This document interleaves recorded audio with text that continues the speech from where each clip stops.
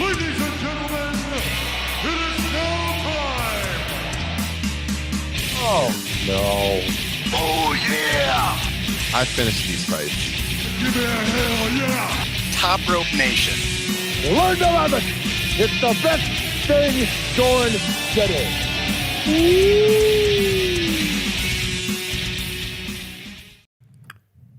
What's up, Top Rope Nation? It is early on Monday afternoon. We have AEW Forbidden Door to talk about today. It's Ryan Drosty, Kyle Ross coming at you. What a 24 hours, Kyle. It's been pretty wild around the Drosty household. I don't know about you, my friend.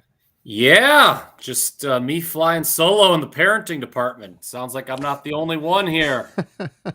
As luck would have it, or maybe not so lucky, both of our wives out of town, daddy daycare going on here. I'm with 3 children, Kyle with 2. We're running the households, trying to watch this pay-per-view last night, getting our thoughts together, throughout the madness, trying to time when we can do this pay-per-view review with all of you, because we're going to come through for our listeners, Kyle. We care about the listeners. We're dedicated. We're going to do this, but we had to time it with nap time. So here we are, and I'm hopefully my youngest child does not wake up as we're doing this. We'll see. Appreciate all you joining us. On delay, the show ended last night, but there's still a lot of stuff fresh in our minds to talk about. So if you're with us, let us know in the chat room. We're streaming everywhere we always stream, and so hoping to engage with all of you as we talk about the card and what was a pretty good show last night, Kyle. So what we typically do is we give our grades. Kyle hates this. We used to do the pay-per-view reviews, and we'll probably do it at some point again in the future, right after they go off the air. No time to let our thoughts ferment in our brains. We've had a few hours, Kyle, a little more than 12 hours to think about this one. And so as you think about Forbidden Door on the old A through F scale, and those of you in the chat room, let us know your grade as well. Kyle Ross, what do you give last night's pay-per-view? Well, there was a lot of doom and gloom coming in, and rightfully so, based on what people thought was a lackluster build. But I don't think, given the hand they were dealt with injuries, the show could have been any better last night. I couldn't go any lower than an A- on this.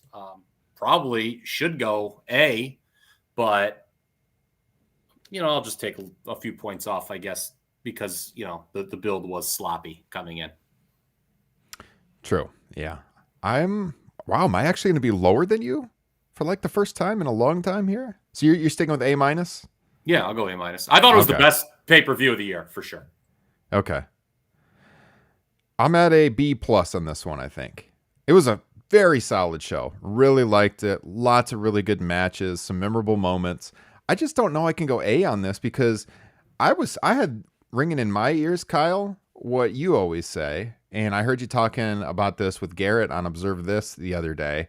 A pay-per-view is great when there's angles or things that stick in your mind. And as I thought about this one over the last few hours, I'm thinking, what am I going to remember from this pay-per-view a year, 2 years from now? And probably Claudio's debut is like the big one that people will remember.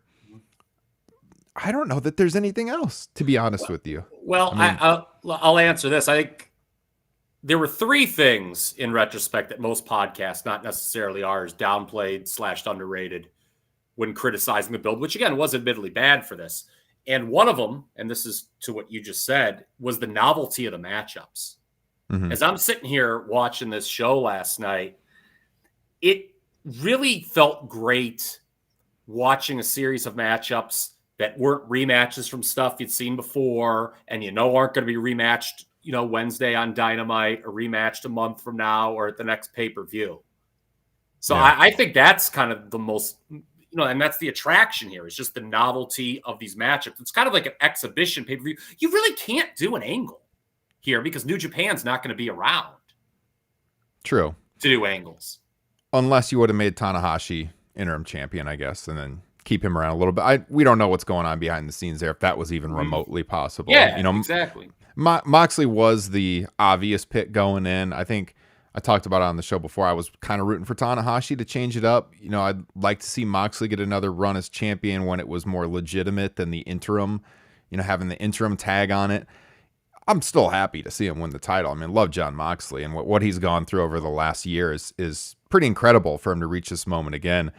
But to your point, yeah, there was so much happening, so much maneuvering with all the injuries coming into the show, guys working hurt anyways on this show, that you can't hold that against him. Now, some of like the dream matches we didn't get because of those injuries, like Bryan and Sabre Jr., like Tana, Hoshi, and Punk. Maybe we'll get them in the future. So I can't hold that against them. It's just that it felt to me like it was a show with tons of really good matches. And I felt like I can't be a hypocrite because I always say on the show, WWE pay-per-views always have lots of good matches. Now, there was more good matches. Yeah, I was going to say, come on, man. There's no WWE pay-per-view that has this many good matches. But at the same time, I don't think 2 years from now I'm going to be talking about any of these matches. To be honest with you, it was a great show. Don't get me wrong. I thought it was a very good show. I'm just saying I can't give it an A because I don't think there's anything that's going to stick with me from it for years. But it was excellent show, so I'm going as high as I can other than that and saying B+.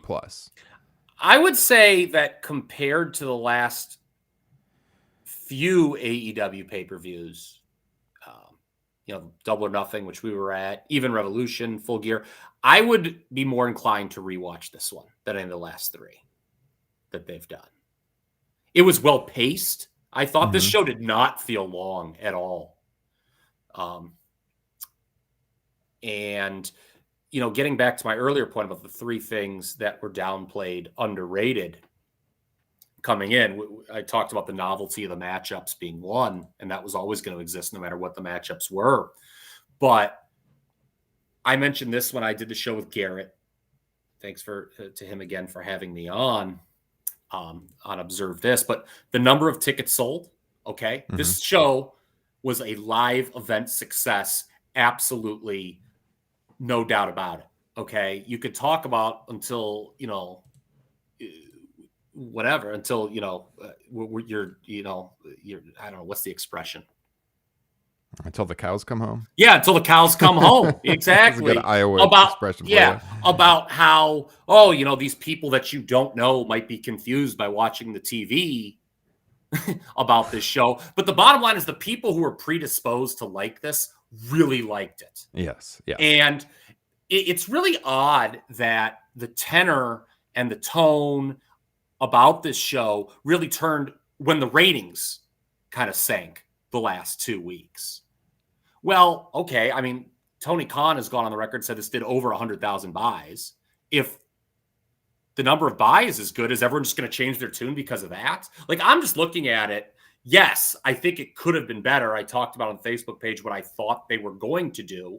I think because of injuries, it was harder to do that, just have a show of dream matches because a lot of those people just weren't available. No Punk, no Omega, no Danielson.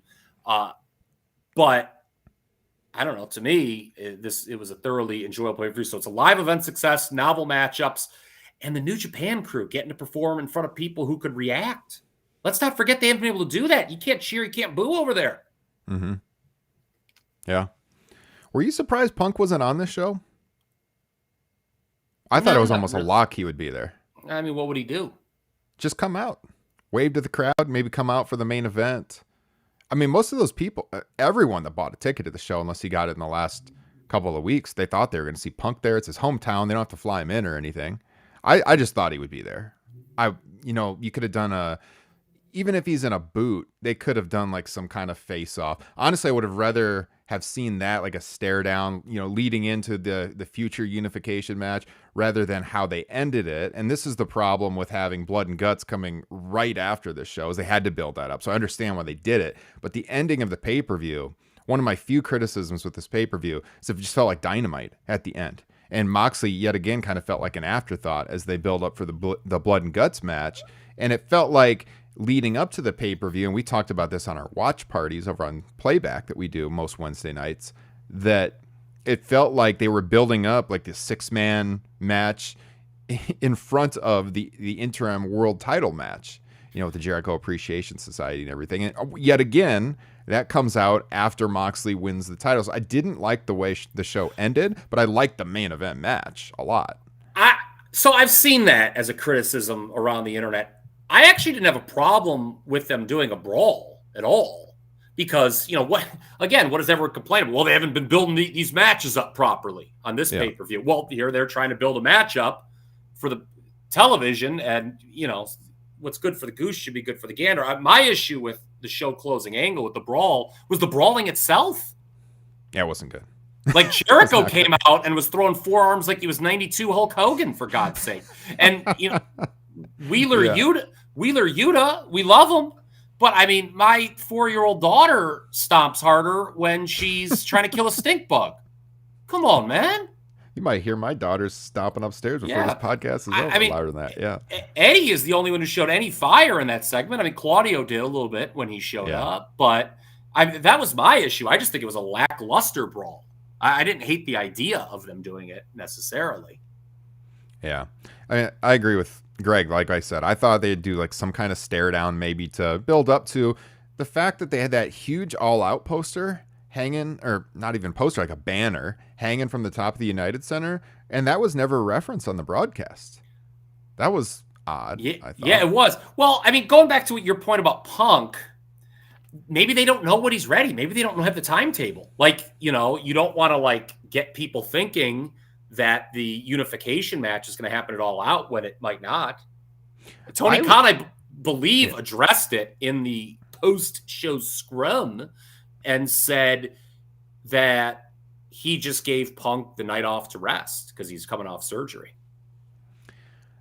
Yeah, I don't know. I'm a little not confused, but I thought for sure there'd be like some promo for All Out since they had that massive banner hanging, and location-wise, we've heard it's going to be at the Now Arena again, but since they hung that up in the United Center, I'm thinking, is it maybe going to be at the United Center? I mean, didn't get any reference to that, so we'll have to wait and see. But I'm just coming right away here and quick firing my very few criticisms with the show. I very much enjoyed it. There was just a couple of things. I wasn't a huge fan of the ending. I would have had the women's title change hands. We can talk about that here in a little bit. That decision really confuses me. But, I mean, overall, just phenomenal matches up and down the card. And we're going to talk about all of them. Do you have something, Kyle? In regards to I don't think the women's match should have been on the show. And I know the Dirty Diaper Club's going to come after me for saying that, but it didn't really fit. It was just odd. Well, especially if you weren't going to change titles, then why do it? Yeah, I mean, I was kind of expecting a title change just because I'd heard rumblings that all's not well in the Thunder Rosa AEW relationship. Yep. Same. And like Toni Storm just feels like even though she lost in the Owen tournament, she has felt like she has a lot of momentum. She's a new face. Thunder Rosa, to me, this title reign is on fumes right now. It's just not, I like her, but it's just not that interesting right now. So I thought they might change it up a little bit. Instead, you've got Toni Storm losing in the Owen tournament, now challenging for the AEW women's title. I mean, she's DOA right now. Like, what, you really got to build her back up to get her in the title picture. I'm not sure what they're going to do with her. So that DOA, was very DOA might be a little strong. I saw somebody else. I mean that for the title picture, not just in general. Yeah, I mean, like, she can't be challenging for the title for a while, So we'll see. It was clean. I mean, it was a clean victory. So she doesn't even have an argument for a rematch, and I don't know. It was, it was a well-worked match. I just thought it was completely out of place. People think there has to be a women's match in every card. I don't know. The whole concept here is AEW versus New Japan. And it's just like, let's just randomly put an AEW women's title match on there. I thought that was like a more perplexing thing that the match even took place last night. Yeah, agree. All right. So they announced 16,500. We said that. So a huge crowd. I mean, just, and if it is over 100,000 pay-per-view buys, as you alluded to there, I mean, very successful from a business standpoint for a show like this. Just what, four weeks after Double or Nothing, just barely coming off of that. So, real quick, I was going to show you guys the results of our Twitter poll, what the listeners thought. 118 votes, about 67% gave it an A, 22% a B. I mean, so all but about 10% were A or B. Phenomenal show. You can tell just from that. Nice to see the bad faith actors are still out there, though. Yeah, F. Who's giving the show an F? Guys, before we go any further, a couple of housekeeping items. Of course, we are very grateful for your support. If you're tuning in for the first time, especially here on YouTube, please subscribe. It's one of the best free ways to help the show. And if you listen to us each and every week on our podcast feeds and you're not subscribed to the YouTube channel, please do so. That's like our big goal right now, is to grow our subscriber base on YouTube. It takes you 2 seconds. It's free. Please go to youtube.com/Top Rope Nation. And yeah, if you're viewing the video right now, just click subscribe. Would appreciate that very much. And of course, the number one way to support us is to become a patron of the show. We've got 37, 38 patrons right now. Lots of loyal listeners that have joined up on Patreon. You're seeing their names right now on the bottom of the live stream. They get access to tons of bonus content all the time. We're dropping bonus podcasts that are only available on Patreon. There is 80 of them available right now the moment you sign up. And there will be 81 very soon, because I'm doing Top Rope Nation Extra tomorrow with a very special guest. Can't wait for this. We got a great guest coming on Top Rope Nation Extra. It'll drop on the Patreon feed right after the fact. Last week, dropped a new edition of Top Rope Nation Classics looking at Great American Bash 96. Got some great feedback on that one so far. Really enjoyed it. It's over 2 hours long. There's 31 editions of Top Rope Nation Classics available in the Patreon archives. We all say that's our best work. I mean, those are our favorite shows to do. A lot of the listeners really like them. I think it's the number one reason people sign up for Patreon, and we're really, really close to the goal of 40 patrons. I've been preaching about this for weeks, but when we get to 40 patrons, I can release my unheard 2002 interview with Bobby the Brain Heenan. The audio has never been heard in 20 years. An unheard interview with one of the greatest of all time. When we get to 40 patrons, I will release that as our very first interview I did when I started covering wrestling 20 years ago. I was 18 years old. First interview. So really want to share that with you guys. I'll release it when we get to 40 patrons. So you can click the link in the podcast or the video description for more on that. All right. Let's see. I'm looking at our agenda here. We hit those 3 points you wanted to talk about. The ring announcers, Kyle. Should we talk about that really quick? I mean, that was one of the first things I noticed as I turned on the pay-per-view. I missed the pre-show. I was feeding my children. Okay. Dealing with all that craziness, trying to cook. It was like Hulk Hogan and Mr. Nanny around here. The county, the state, whomever, they don't like it when you don't feed the kids, man. They'll come after you. Yeah. Yeah. So the announcing was interesting on the show. You know, people talk about, how AEW might have a bloated in-ring roster. Man, they were a revolving door behind that announce desk tonight, or last night, I should say. I liked it better when it was Kevin Kelly, Taz, and Excalibur. Oh, yeah. Tony came in, and it was funny because I was messaging back and forth with Liam during the show, and I missed the opener originally. I haven't did the opener to the pay-per-view proper. I didn't watch it till this morning. And he messaged like, wow, Jim Ross isn't on this. And I was like, oh, my God, they're just sticking with Kevin Kelly, Taz, and Excalibur. And I thought they did a great job together. And I was like, but I do kind of miss Tony's Markish enthusiasm. Sure enough, he brought that for the Sting match. Yeah. But I got to say, man, my big takeaway from the revolving door of announcers, I think those who think maybe it's time for Jim Ross to take on a reduced role, they got a little more meat on the bone last night. And there you go. That comment right there from my good friend Michael Johnson. Yeah, when he came out, man, whoo! It wasn't. I don't know if he was surly, if maybe it wasn't his decision not to be on the first half of the show. I thought it was hilarious that they brought him out for an Orange Cassidy match too. But yeah, he was not working well with the other guys. Kevin Kelly became persona, who I thought was tremendous. Yeah. Became kind of persona non grata once JR came out. There was a very kind of controversial moment there between JR and Taz. Did you catch that? When JR goes, you're always, what did he say? You're always pissing on my deal? I missed that. At the end of the match? Yeah. I was like, whoa. And then like after that, they were like kind of trying to be buddy-buddy, those two. Yeah. But yeah, I mean, Chad, there you go, Chad. There's your show mention. But he was so happy, by the way, that when it was just you and Justin did the show a couple weeks ago, his name still got mentioned. He messaged me specifically to say that. But anyway, but Chad messaged me this morning because after he watched pay-per-view, and his first comment he said to me was Jim Ross stinks. And I thought Jim Ross just killed the flow of the announcing. The three of them, Kelly, Taz, and Excalibur, had a good thing going, and Jim Ross just brought it to a grinding halt. I don't know, man. I think you just got to reduce his role. Yeah, I mean, I see why they put him, especially on TV. He's, a familiar voice for anyone who's tuning in. You want to keep him around, for sure, backstage or something. He has a ton of knowledge about wrestling that he can help the company out. But announcing-wise, I agree with you, man. It's getting close to the end of the line. And, yeah, Kevin Kelly did a great job. He probably thinks in the back of his head, hey, there might be an open position here at some point in time. Let me impress him. And some say his performance, you could call it dynamite. Yeah. Hey, yes, you could. There you go. But JR has said somewhat recently that he even knows his time is winding down.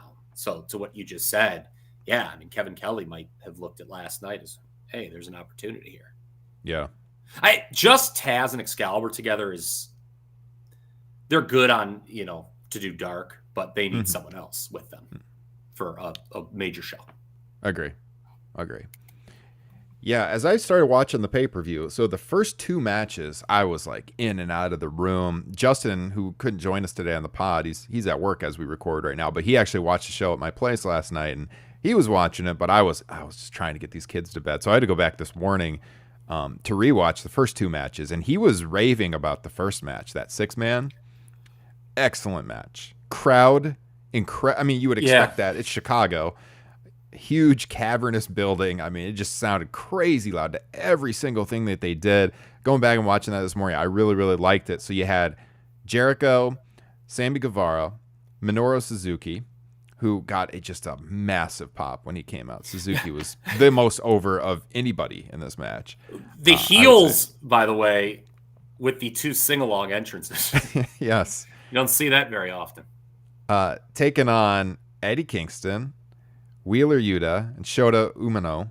And Umino is the son of Red Shoes, the referee over in New Japan, famous referee. Mm-hmm. And I loved how they called back into the match to when Umino was this young boy, how he had this interaction over in Japan with Jericho. That was really cool. I can't even remember what match. It was during a U.S. title match, wasn't it? Yes. Yeah, I thought that was cool that they called back to that, and now he's made his way up. He's wrestling. I think it was at least against Chris Jericho, and I mean, yeah, anything that stood out to you watching this? I love the face-off between Eddie Kingston, and Suzuki. Obviously, when Kingston pulls down the straps and the chops and everything, that was incredible. Crowd ate that up. So yeah, I noted how hot the crowd was too. I mean, the crowd was great all night, but they seemed uniquely hot for this match, and it was the first match, the pay-per-view proper. That makes sense. You typically have a hot crowd to work with in that position. Speaking of hot, you did have Ty Conti at ringside. I was wondering if you're going to say that. I saw that in the notes. Yes. I'm going to say, I know we're only a couple weeks in here, like actually a weekend. Good move putting Guevara back with Jericho. I know that Guevara and Ty are just naturally able to draw some heel heat when they come out. I don't think they're good enough to be an upper card level act on their own. And I go back to that promo that I criticized a few weeks ago on Dynamite, where they were basically like, okay, we're officially turning heel. You can boo us now. And it was just, and that was the promo. I mean, it was not good. But them coming out with Jericho kissing Ty's hand, that works. So I think this is going to be a good move, putting them back with Jericho. Heels win. That makes sense because Blood and Guts, a.k.a. War Games, always works better from a psychology perspective when the heels have the edge. And this match was for the edge in Blood and Guts on Wednesday. So the heels should have gone over. They did. I'm with you on Suzuki and Eddie. That was good stuff. We should point out later in the show, Umino took a fireball from Jericho. Do you think that Blood and Guts on Wednesday should end with Jericho taking a fireball? Oh, that's a good idea. I like that. Yeah. I think it'd be a good payoff for everything he's done. Yeah, agree. Yeah, the finish of the match, you had Ty Conti interfering. She hit Umino with a bat. Then he took some super kicks from Guevara. He took a headbutt from Suzuki when he had a Boston Crab on Chris Jericho. And in the end, Jericho gets him with the Judas effect and pins him. Yeah, you talked about Suzuki being over. Umino got over with this crowd. I think another big story for this card, almost every match, the New Japan guys were really over with this crowd. This was not a crowd that came to cheer for AEW and boo New Japan, obviously. This was not the kind of dynamic you saw on WCW versus New Japan Starrcade 95, for instance. I think we've evolved a lot. We're not booing people because they're Japanese anymore. Thank God we've at least come that far as a country. I don't know how much further we've come given the events of the last week. But, you know, at least this was a crowd that was very appreciative and very much liked the New Japan crew. And Umino got over it. It was nice to see. Yeah. I mean, just from a crowd perspective, it's such an interesting dynamic because we've talked about before, in part, New Japan gave birth to AEW.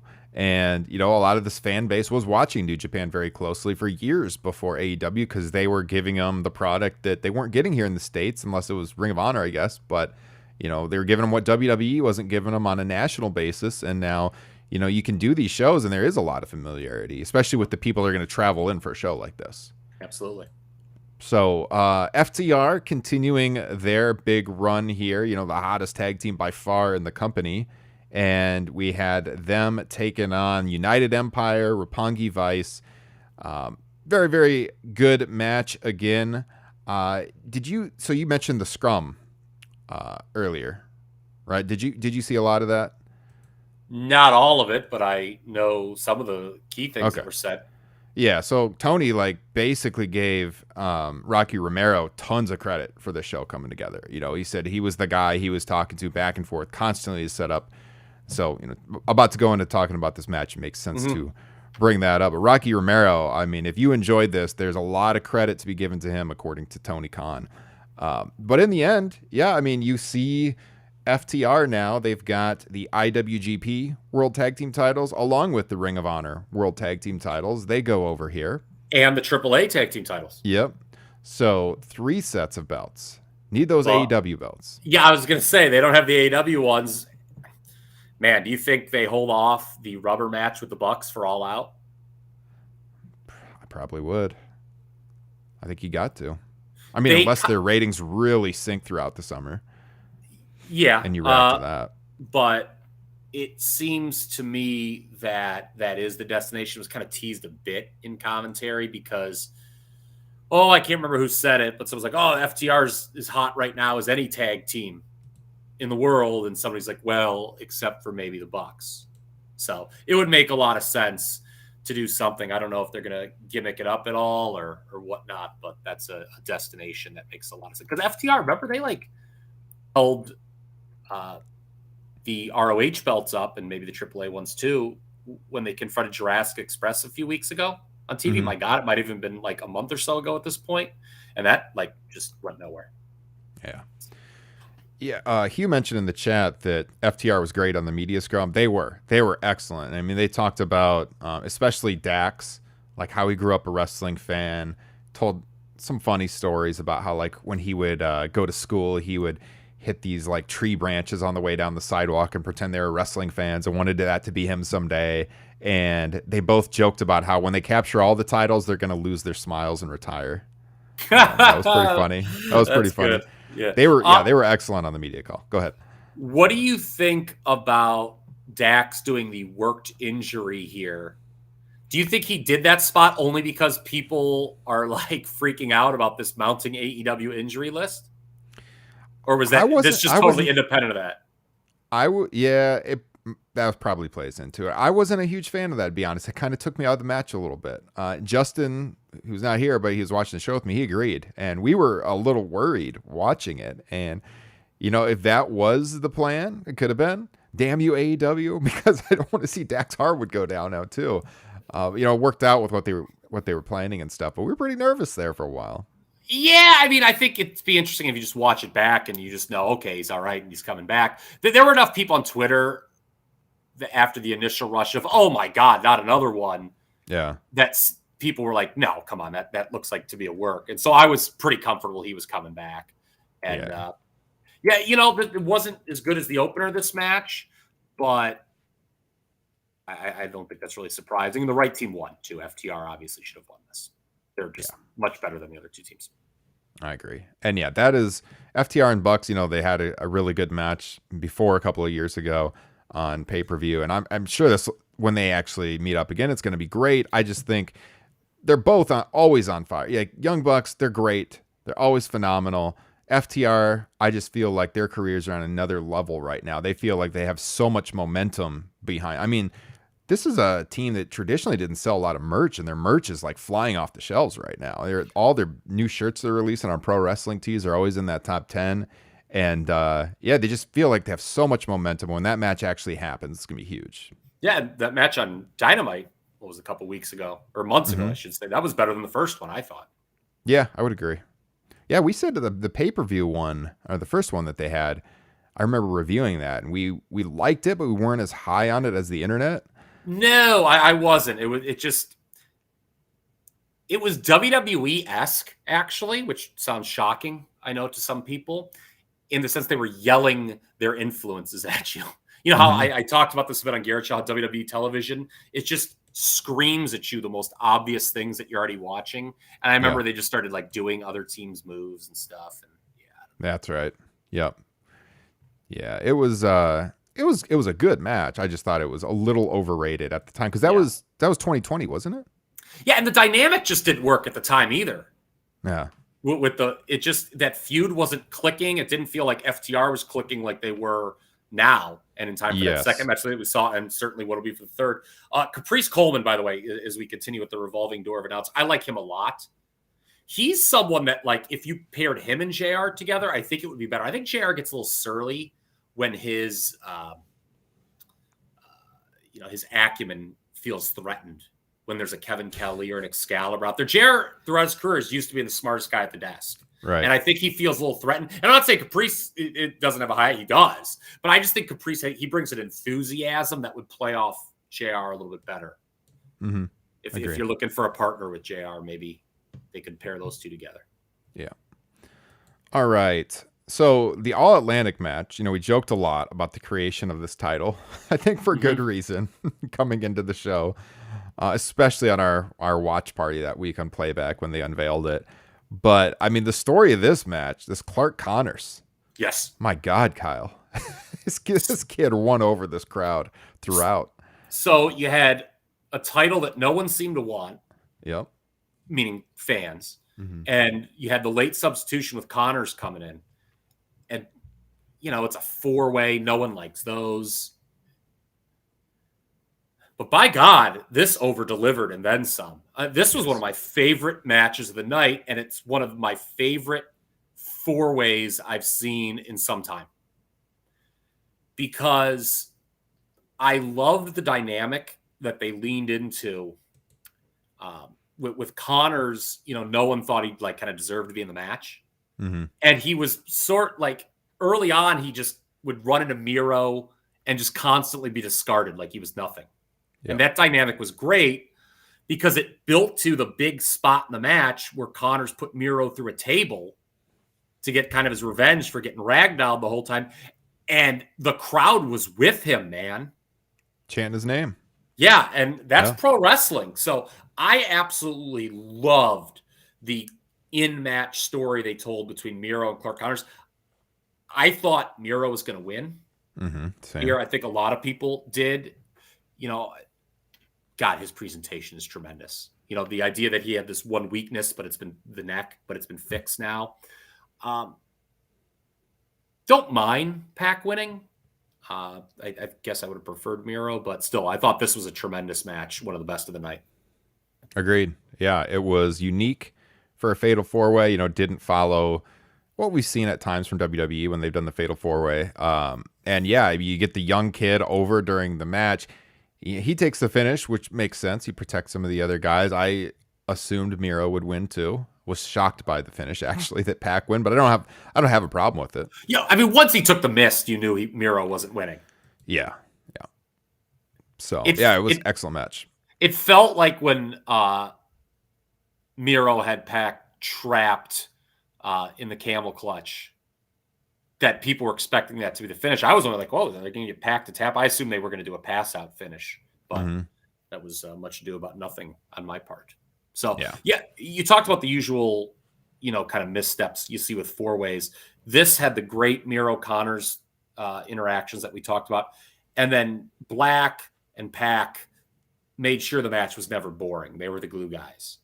Yeah. Yes, it was still probably too much. Two guys working, the other two guys laying around doing nothing. But this was just way better than most four ways, in my opinion. Yeah. So of the first three matches, would you say this was your favorite? Yes. Yeah, I would agree. For sure. And yeah, I guess like maybe I would have expected that going in, but I mean, it was better than I expected, for sure. Mm-hmm. Also on the media call, gotta say, so Jon Moxley, and I'll talk more about him on the media call when we get to his match here in a moment, but Moxley was just tremendous. This guy is so likable, just to listen to him talk and everything. And at the very end of the media call, and this plays into the next one here, it looked like he was done, and he was like standing up and he was ready to leave, and then he sat back down and he was like, oh, by the way, and he wants to pitch another match, and he's like, how about we put Sting with Darby Allin and the Great Muta and make them a team? And Tony Khan looked at him like, what are you doing? Like you're gonna get me in trouble because Muta being involved with Noah and everything. And he looked at Moxley and he was like, oh, he's the one guy who can pitch this, I guess. And Moxley's like, I'm gonna make it happen. No Great Muta on the show. We did get Sting, who just, continues to do incredible stuff at his age. I was very happy he did not come down from the rafters. They teased that. I don't think we need that. No. But he still, popped the crowd big with his entrance into the match, Kyle. Yeah, I mean, it's crazy that he's doing this stuff at 63 years of age? Yeah, something I believe. Like that. He diving off the entrance, onto the just unbelievable. I joked in our Facebook group last night that I'm thinking about recording a podcast, soon here, where I talk about how Sting, I'll claim it's 2012 in the podcast. I'll say, you know what? In 10 years, I think Sting should be working with the Young Bucks, and they should have Billy Gunn beating up dojo guys from New Japan Pro Wrestling. Yes. Just live at it, it's from 10 years ago. Because who would have predicted some of this stuff, man? No kidding, man.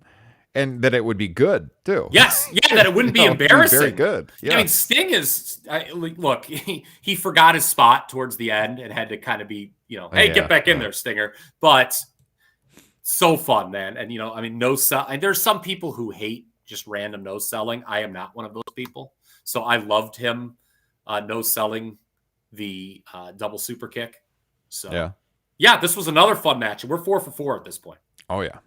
Yeah, it was the Bucks. So we had the Bucks and El Phantasmo against Shingo Takagi, Darby Allin, and Sting. So 6-man here.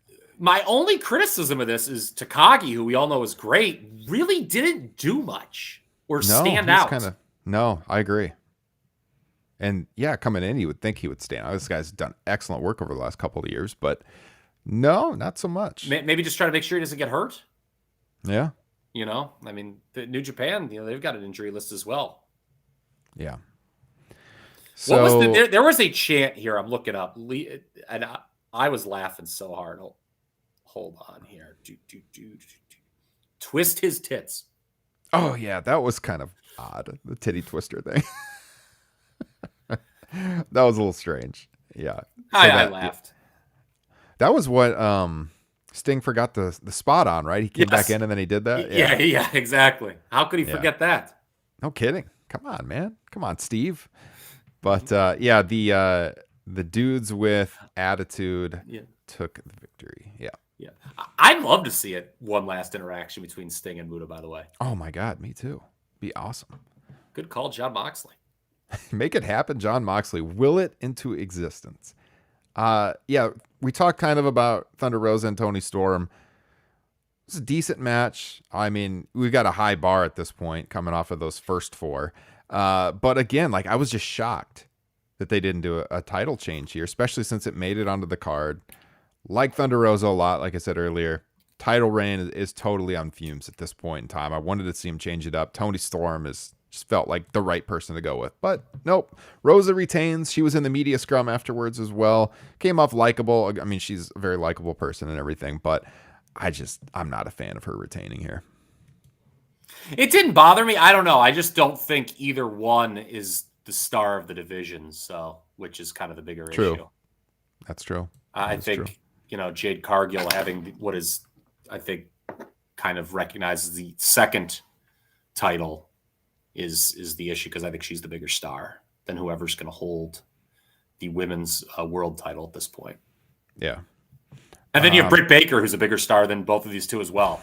It just felt like that's why I actually wasn't as bothered by the title not changing hands as much. I just felt like these are two people competing for the bronze medal, man. Yeah. It's hard to not think of it that way. It was, it was unique because it was one of the few singles matches on this show. We had so many multi-people matches on the card. And, coming into the match, the two people that have had some very, very good matches over the years. And so I had high expectations. They delivered a good match. Like I said, just the finish kind of shocked me a little bit. But a couple of things that stood out. There was a pile driver that Rosa gave Storm that I was a little scared on. Do you remember this part in the match? It looked like she took it really on her head, all of it on her head.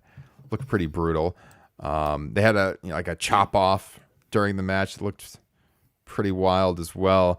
But in the end, Rosa gave it was like the crossroads out of a suplex. Yeah, I don't like her doing Dustin Rhodes moves. I get that there's an affiliation, but again, that's very WWE-esque. Yeah. Wearing your influences on your sleeve. Right. I agree. You can be a great guitar player and like Sweet Child of Mine. You don't have to fucking do Slash's solo, man. All right. To me, the match of the show was the next one, Orange Cassidy, Will Ospreay. Yeah, I would agree with that. When they announced the match, we were on the watch party and playback, and I wasn't thrilled that Cassidy was the guy that was going to wrestle Ospreay. I thought that they could have a good match. I was there in person for Orange Cassidy and Pac at Revolution 2020, which was an awesome match. But I just wanted to see Ospreay work someone that has more momentum right now, just because Ospreay is a big name in New Japan. That being said, hell of a match. Yeah, see, this was the match that probably did the best job of on paper being what we wanted this card to be, where it's just these very unique matchups between, a person representing both promotions. Again, it's a singles match, no cross-pollination. It's like big AEW star versus big New Japan star. And that's what we wanted this card to be, and that's what this was. And it being Orange Cassidy as the opponent, it forced Ospreay into working a unique match, and I liked that a lot. And they did some cool near falls. There was one that, my God, it couldn't have been any closer to 3. I think the crowd thought it was 3. That was a story too. Was it Paul Turner all 3 times? I know it was Paul Turner at least twice on 2 of the near falls that people thought were it, and the crowd started grumbling. There was one, God, was it in the All-Atlantic 4-way or was it in the 3-way with FTR? There was this near fall where they kind of lost the crowd for a bit because it was really, the kick out was late. Yes, it was the FTR one. It was the FTR match that the kick out seemed late, and the crowd kind of gave the ref some shit. But this was 4 stars for me. Yeah. So, match of the night, I think, is accurate. And then we got the return of Shibata, which the crowd loved. So awesome. I immediately, and he was in here in the chat a little bit ago, our guy, Derek Chappelle, I turned to Justin. I'm like, Derek Chappelle has tears streaming down his face right now. Like his all-time favorite wrestler walks out. I'm trying to see if I can find his, his chat from earlier when he was here. Not going to lie, I went 6 to midnight when I heard Shibata was there. Derek Chappelle. That was an awesome ending to this one. And a couple. Go ahead. I was gonna say, what I always think about with Shibata, at the Voices of Wrestling, their poll in 2017, where everybody was given Omega and Okada the match of the year. It was Shibata Okada that won match of the year there. And I was very pleased to see that because I think I kind of liked that one better.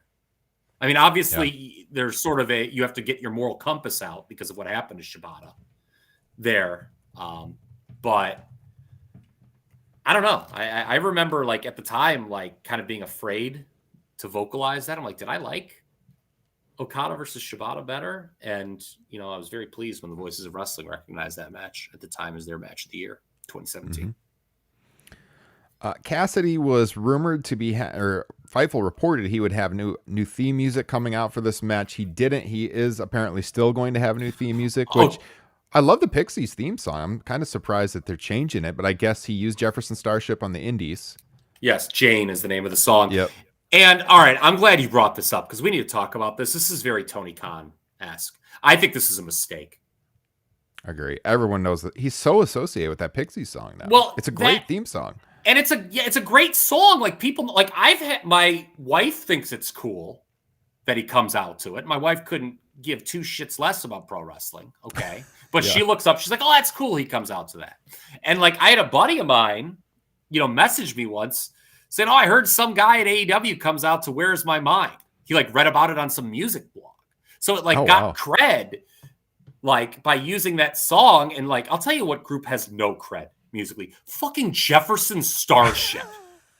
Okay, I'm sorry, man. I don't mean to piss nobody off, but we built this city, or what is that? We built this city. That is one of the shittiest fucking songs ever made in the history of mankind. Dude, when I used to work at Best Buy, we had this manager that would play that song like every hour in my department, and I got so sick of it. So sick of it. Yeah, and that's so the first thing I think of. It just feels like, again, there's so much talk about why I call it Tony Khan-esque. It's like there's so much talk about, aiming for a smaller audience than a larger one. And with the potential song change, to me, people know the Pixies. Mm-hmm. If you change it, I think there's going to be people who are like, why did he ditch the Pixies for this song? And people are like, oh, well, because he used it on the Indies. But then I think people are like, well, so what? Yeah. It's a better song and it's more known. We built this city? This song is trash. Ospreay went over here. You had Juice. So Ospreay is the U.S. champion. He comes out with the Rev Pro title. Juice Robinson is still in possession of the IWGP US title. The story there is he couldn't compete at Dominion earlier in June, and so Ospreay won the title. But he's still carrying it around, so he was like up in a luxury box, holding it up there. But and he did an interview with Jay White earlier in the show too, where he said he was hard as a rock. Yeah. So do it. Please feel free to transition from that as you will.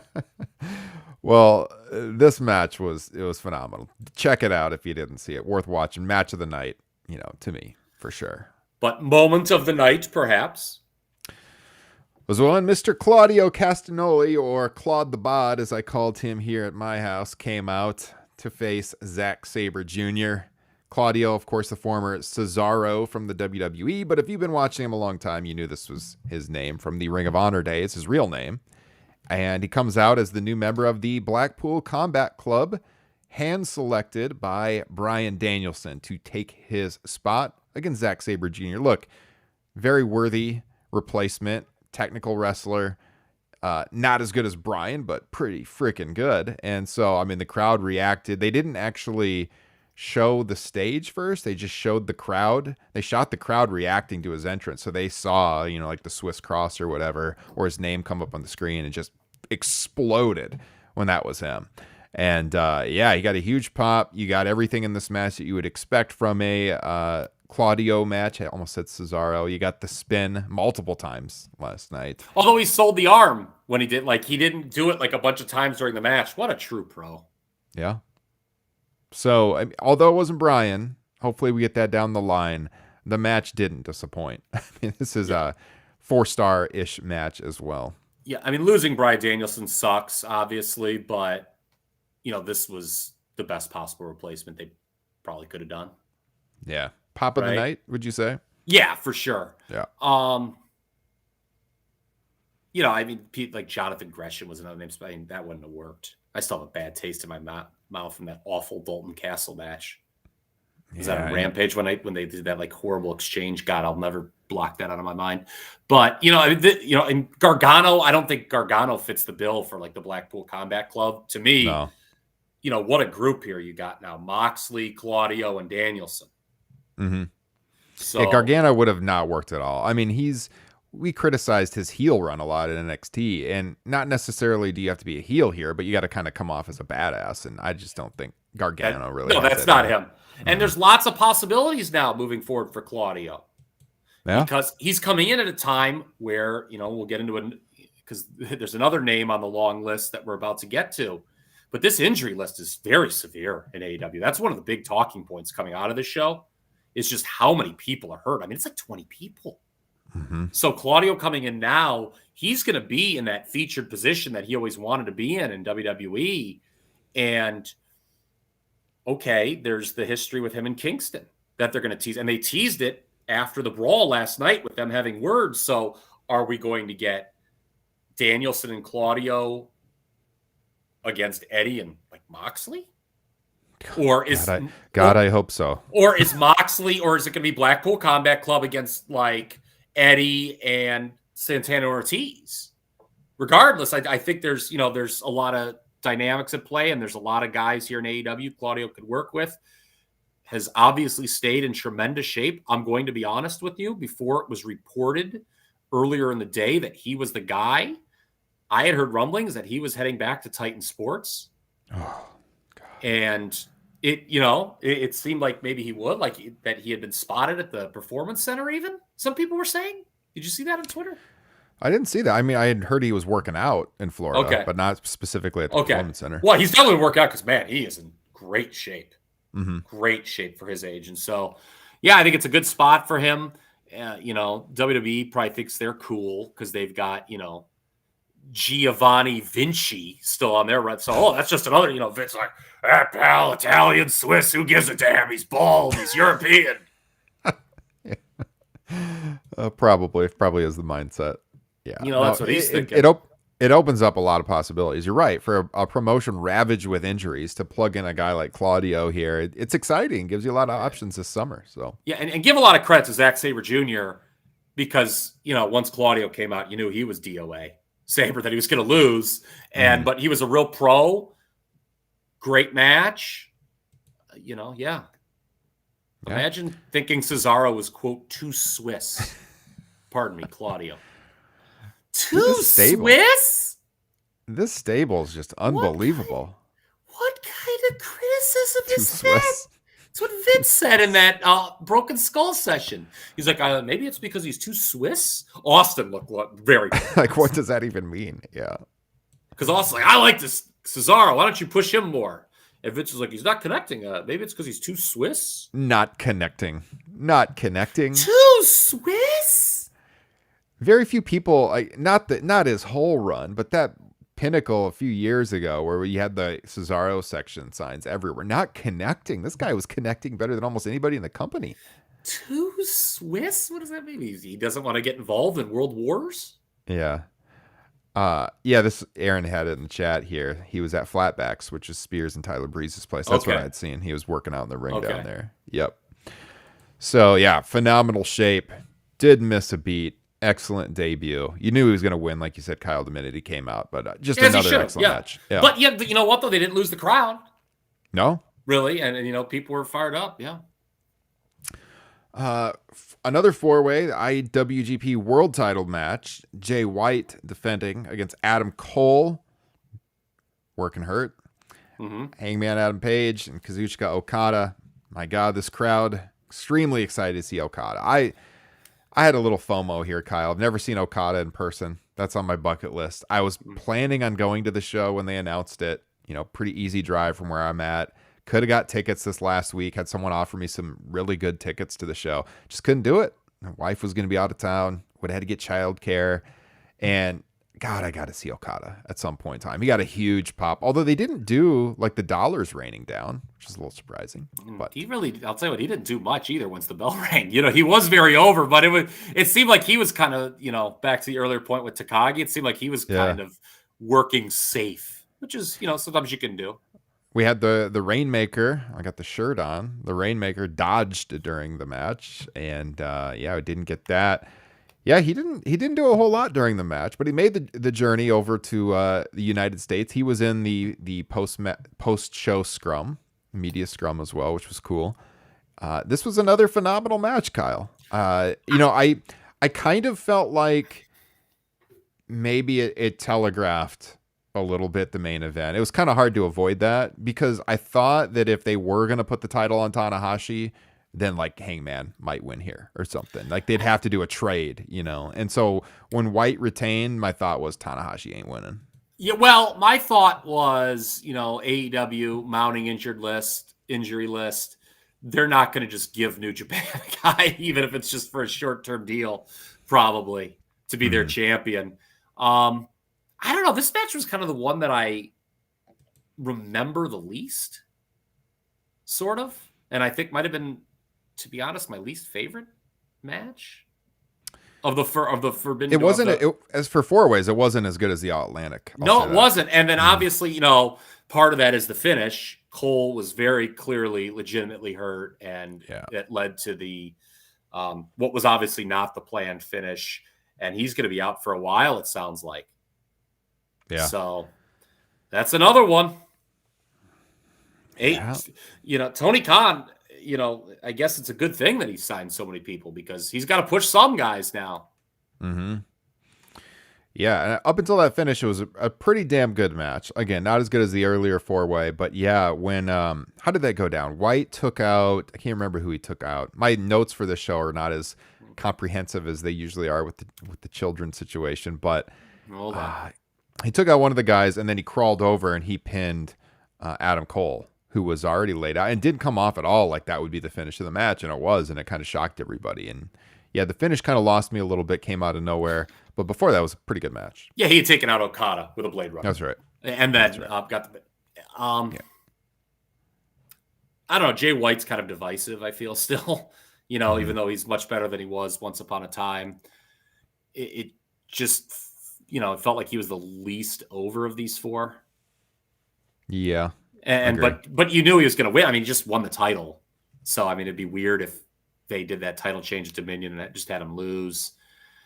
Here, Hangman, we talked about Okada maybe not giving 186%, but Hangman was trying out there. He was certainly aggressive, liked that. But yeah, I think overall, this was just the second best 4-way on the show. Yeah, agreed. All right, let's finish it out before these children wake up from their naps. Moxley and Tanahashi. I mean, we talked about it at the beginning of the show, I guess, so I don't have to talk about it a ton. But going in, again, I was rooting for Tanahashi. I would have liked to seen something a little bit different. We got Moxley. I can't complain. Very likable guy. In his post-show scrum, I hinted at that earlier. He talked about his journey over the last couple of years, and everything that he's been through and how he's kind of just how much he loves pro wrestling. He talked about working all the indies, recently working a Pro Wrestling Revolver show, and just how he's kind of at the top of his game right now, and felt like he deserved the title. I can't disagree with that. Again, like the ending of the show, I felt took a little bit away from him and his moments. It wasn't like when he won the title at Revolution, also in Chicago, where it was all about him and he did this, post-show speech in the ring and everything. It was more to sell you on Wednesday night, but that's the position they're in. They have to do that. They're looking to pop a big rating for Dynamite, Blood and Guts in Detroit. So I understand it. Yeah, I mean, it was another really, really good match. 18 minutes. Yeah, no match overstayed its welcome on this card. I talked about the pacing earlier on. I think only one match went over 20. Is that true? Yeah, the IWGP, 21 minutes. Okay. Yep. So that's good. No match dragged. I think there was an argument for Tanahashi winning here. I didn't put a ton of stock into it because I saw the odds, the betting odds before the match, and I saw Moxley was a very large, overwhelming favorite. And typically when you see an overwhelming betting favorite online for these matches, the underdog does not win. So yes. I wasn't holding my breath. But yeah, because Punk and Tanahashi was the plan here, I think there were some people. And Tanahashi, like, he wasn't scheduled to wrestle any Wednesdays or something. There were people really working themselves into a shoot, I think, with Tanahashi possibly winning here. But, Moxley's, he was, I think we all expected him to be the choice, to be the interim champion. I know some people don't like interim champions. I mentioned this in our Facebook group, Ryan. You can call Moxley an interim champion. You call him the real champion. You call him fucking Susan, for all I care. He would be viewed as an interim champion no matter what you called him until the match with Punk. And that's, I guess, it's going to be interesting, I guess, how long Punk is out, because, that's all people are going to be talking about. When does Punk come back? When does Punk come back? So does that make the reign kind of seem like, okay, hey, we're waiting for the match with Punk to happen, and is it going to be kind of uninspired until then? You would hope certainly not. Yeah, when I looked at the possible winners here, I thought with Tanahashi, then they can still do Punk and Tanahashi like they initially planned for the show, have it be the unification match. At the same time, doing Moxley and Punk can lead to so many enticing scenarios because it's the Blackpool Combat Club. You could come out of that doing Bryan and Punk potentially, which everyone wants to see again. They had some really good matches back in WWE. Now Claudio's there as well, So, I mean, I still like it. I felt like watching this match, Justin and I were talking, it was a really good match. We were having a lot of fun watching it. It didn't feel like a championship match. You saw the belt there on the aisle. They had it on the stand and everything, but it just didn't feel like a world title match. And that's the whole interim thing. It didn't have that type of feeling to it to me. It didn't have that largeness to it. I don't know. I mean, I don't know if even if it wasn't, they weren't explicitly calling it the interim title, I don't know if it would have felt like it. I mean, losing Punk is a big deal, man. Oh yeah. I mean, it's a real kick in the nuts for this promotion. Given that, they were in Chicago last night, they're going to be in Chicago for the next pay-per-view, and Punk, what he did, last year, his arrival for the promotion, just how it, set their pay-per-view record. So it's a real kick in the nuts. And I think no matter what they did, whomever won it, not even if it was these two, but just any direction they could have taken with this title, I think there's going to be kind of this sense of, man, sucks about Punk. Yeah, and just with how recent that was too. It was 4 weeks ago, Punk won the title. It wasn't like, had he been champion for 6 months or something, maybe the title reign's losing some steam or something. But he had just reached that moment in time. So that's fresh in your memory. Punk going on this journey throughout the last year, becoming world champion. And then, here we are. It's a world title match 4 weeks later with two totally different guys. It just didn't feel like a world title match. It was an excellent match. And we'll all look forward to the unification match down the line, whether that's at All Out or somewhere else. I'm sure they're hoping it's at All Out because that would be a huge drawing card for that show. But I know there's been some discussion about the current state of Jon Moxley now versus, him in WWE as Dean Ambrose. I just think he is so much better now. I agree. He's just so much happier. He's happier. I don't know. I just like seeing him work a lot better. I don't know. But Dean Ambrose, because he can remain true to himself. Yeah, I don't know. Dean Ambrose, it was it had become he would probably even say this, like a cartoon badass almost. He was just some loony guy almost by the end of it. Whereas now, I don't know. I just like seeing him work so much more in AEW than I did in WWE. Yeah. Down the stretch of this match, I just remember there being a lot of really good near falls that Tanahashi kicked out of. Almost made you buy it was the end of the match, just kicking out at the very last second. And he's a guy who doesn't stare down the referee, which I love. I hate it when people stare at the referee as they're waiting to kick out. Tanahashi's a guy who just listens for the cadence of the count and kicks out at the last second. And it was really, really good before eventually the paradigm shift won it for Moxley. Didn't they do a 1 count, or am I making that up in my there head? was a 1 count. Yeah. Okay. I think it was this match. That happened at one point. Yeah. Yes, for sure. Yeah. But enjoyable match. Again, Moxley's your interim champion. They did that brawl that we talked about earlier after the fact where, Kingston and Claudio had the deal. But, very good show. Phenomenal show. I went just a hair below an A because of just some of the other things going on. But it was a hell of a show that I would highly recommend buying if you didn't see it and checking it out. If you're a wrestling fan, you're sure to like it. I think the key was the pacing didn't feel long, and that nothing was bad at all. I enjoyed literally every match, almost all of the interactions, the novelty. Again, we're not seeing any rematches here, moving forward. and first time matchups, unique stuff, hot crowd. Really liked it. I would watch this show again before I watched Double or Nothing again or Revolution even. I like this one better than Revolution. I mean, when I thought about their most recent pay-per-views, because I sent you that tweet. Someone on Twitter was calling this the best AEW pay-per-view of all time. Well, no that person no also chance. that person also had tweeted hours before that they were in a luxury suite and drunk. So you have to keep that in mind. Okay, I don't think the show touches All Out last year. I don't think it was as good as Full Gear last year. Wow. I don't think it was as good as Revolution 2020. Frankly, even their first pay-per-view, Double or Nothing 2019. I mean, you get that 5-star Cody and Dustin match. I mean, it is very solid. I guess like if you compare the shows and you did like all the star ratings of all the matches and came up with like an average star rating, this show would be very high, like among their top for sure. I'm just thinking beyond that, like the big moments that you're going to remember.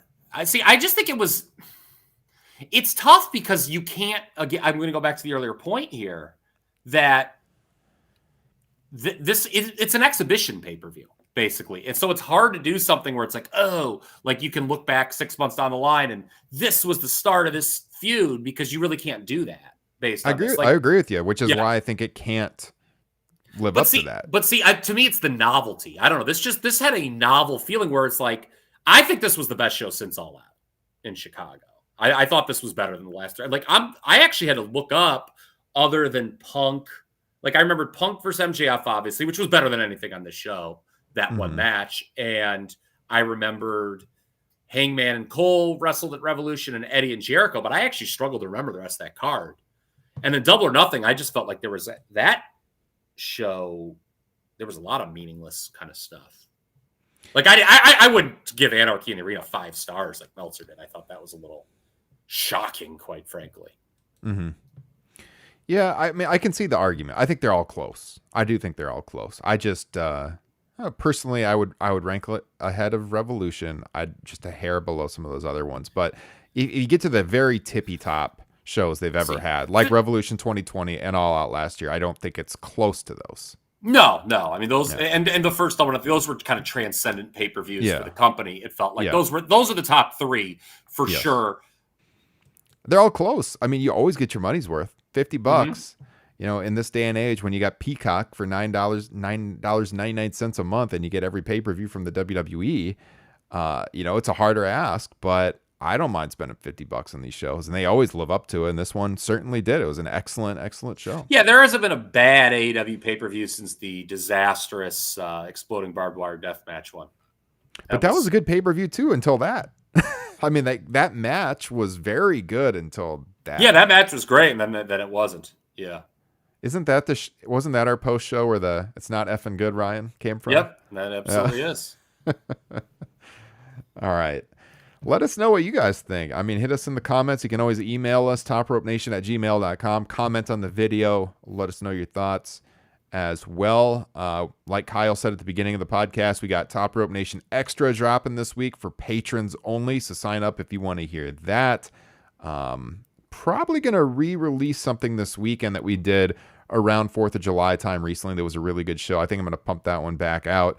And then, of course, next week, we will have the Money in the Bank post show.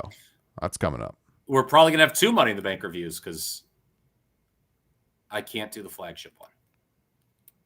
Okay. So you might hear from us a couple of times. On yes. I emailed you on this. Yeah. Yes. So we're going to go. So yes, all the patrons who want to know about Top Rope Nation Extra. Not only are we going to have one before the end of the month, we'll have one to start the month of July as well. Yep. So go back-to-back weeks of Top Rope Nation Extra. That's right. So it'll be Justin and I on the traditional review, and then maybe a guest too. We'll see. We'll see what happens. All right. So, hey, thanks everyone for joining us. Looks like my youngest child is still sleeping, so we made it through. Hey! Happy about that. Hopefully I can get this mixed up on the podcast feeds very quickly. Appreciate all you tuning in here on Monday. Any parting words, Kyle? Nah, I'm going to try to get a workout in before I pick up my kids. So very good. I'll still be out of shape after it's over, but hey, at least I'll pretend. Hey, just put Jefferson Starship on your headphones and it'll power you through. Oh, Jesus fucking Christ. And with that said, for Kyle Ross, I'm Ryan Drosty. Have a great week.